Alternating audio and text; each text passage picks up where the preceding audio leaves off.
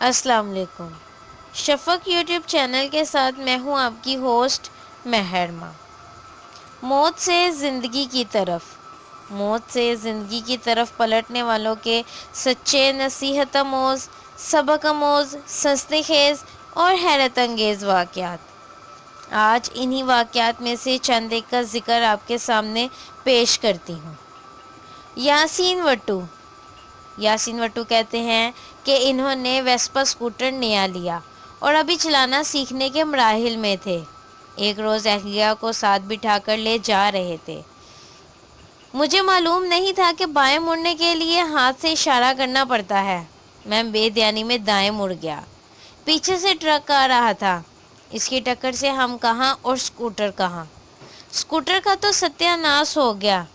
اس کے 2 بڑے ٹکڑے ہوئے، کئی چھوٹے ٹکڑے بھی بکھرے ہوئے تھے۔ جہاں میں نے اور اہلیہ نے خود کو زندگی اور موت کے دروازے پر پایا، تاہم ہم دونوں زخموں سے بھی بالکل محفوظ رہے۔ میں اسے آیت الکرسی کا اعجاز سمجھتا ہوں۔ میں 50 سال سے روزانہ 170 بار آیت الکرسی کا ورد کرتا ہوں۔ اس کی برکت سے ہر آزمائش سے سرخرو ہوتا ہوں اور ایسے حادثات میں محفوظ رہتا ہوں۔ کچھ لوگوں سے سنا ہے کہ یا حیو یا قیوم کہنے سے بھی انسان کئی ابتلاؤں اور بلاؤں سے محفوظ رہتا ہے۔ ایک عالم دین بتا رہے تھے کہ 5 وقت نماز کے لیے وضو کرتے ہوئے مسواک کی عادت اور مسواک جیب میں ہو تو انسان حادثات میں محفوظ رہتا ہے۔ حادثات سے بچنے کے لیے سوار ہونے سے قبل سورۃ الزمر کی آیت 67 پڑھ لی جائے تو انسان کسی بھی حادثے سے دوچار ہونے سے بچ جاتا ہے۔ لاہور چیمبر آف کامرس کے راشد یعقوب کہتے ہیں، یہ اس وقت کی بات ہے جب میری عمر 20-21 سال کے لگ بھگ ہوگی۔ شام کا وقت تھا۔ مجھے 102 کے لگ بھگ بخار تھا۔ گھر والوں نے چچا کے گھر کسی تقریب میں جانا تھا۔ اگرچہ امی نہیں جا رہی تھیں، مگر میں نے ضد کر کے انہیں بھی بھیج دیا۔ بستر میں لیٹا اور تھوڑی ہی دیر بعد بخار کی شدت مزید تیز ہو گئی۔ اگرچہ نیم بے ہوشی کسی کیفیت تھی، مگر میں نے اپنی کھلی آنکھوں سے دیکھا کہ 4 آدمی، جنہوں نے سروں پر سفید پگڑیاں پہنی تھیں اور لمبی سیاہ داڑھیاں تھیں، ان میں سے 2 نے میری ٹانگیں اور 2 نے بازو پکڑ رکھے تھے۔ کوشش کرنے کے باوجود میں ہلنے جلنے سے بالکل قاصر تھا۔ تب میں نے سوچا کہ میرا آخری وقت آن پہنچا ہے اور شاید یہ فرشتے میری روح قبض کرنے آئے ہیں۔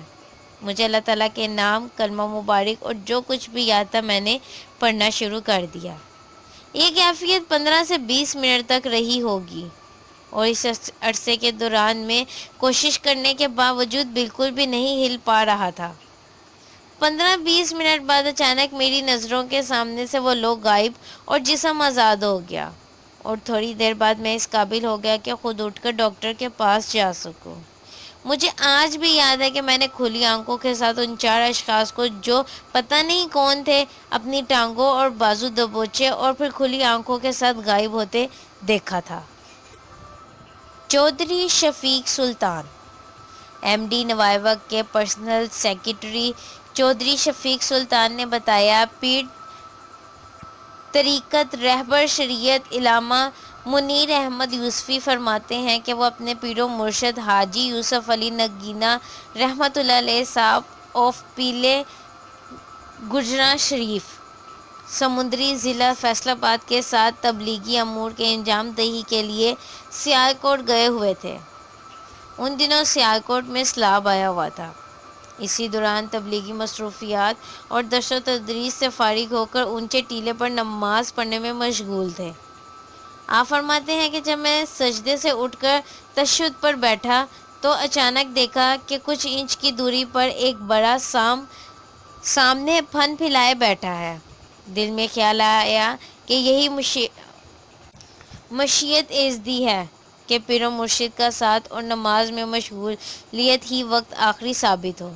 کیا دیکھتا ہوں کہ اچانک سام سامنے سے ہٹ گیا اور راستہ بدل کر نکل گیا۔ نماز مکمل کی اور سلام پھیرنے کے بعد کافی دیر اس حیرت میں گم رہا کہ یہ کیا واقعہ ہوا۔ آج بھی جب کبھی اس وقت کو سوچتا ہوں تو ایک ہی خیال آتا ہے کہ یہ پیر و مرشد کی کرامت ہے کہ آنکھوں کے سامنے آئی موت ٹل گئی۔